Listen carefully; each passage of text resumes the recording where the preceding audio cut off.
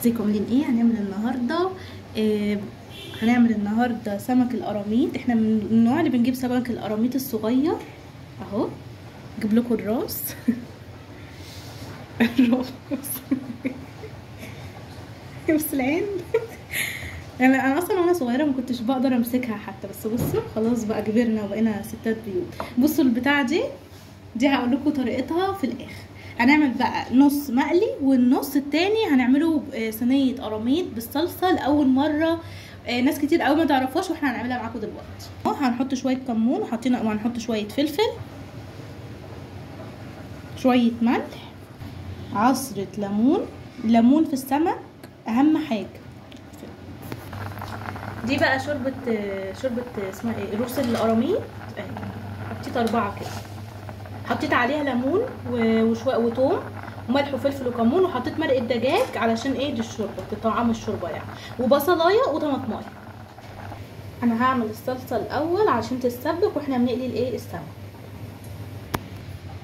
نعمل بقى ايه التتبيله بتاعه السمك. بصوا شكلها عسل ازاي، بسم الله.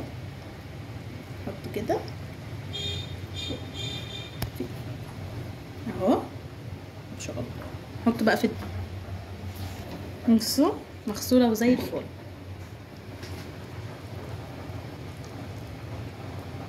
واهم حاجه ما تخلوش حادق عشان ايه تعرفوا تاكلوه.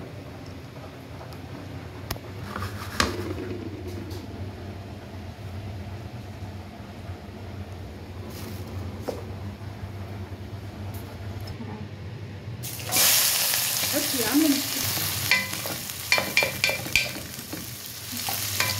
بصوا ومن نفس التتبيله هنحط ايه معلقه الثوم كده. التتبيله دي فيها كل حاجه، واهم حاجه ما تخلوش الصلصه ايه تبقى مالحه حادقه منها. الله بسم الله الرحمن الرحيم. وهنطش الطماطم. هنقلي بقى الحلوين دول بسم الله. والنار تخلوها حاميه قوي.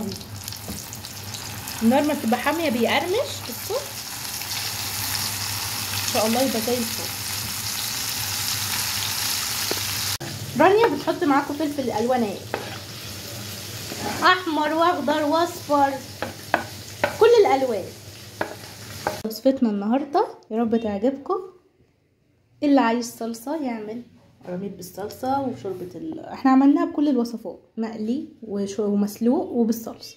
يعجبكم الفيديو اوعوا تنسوا اللايك والشير والاشتراك في القناه. باي باي.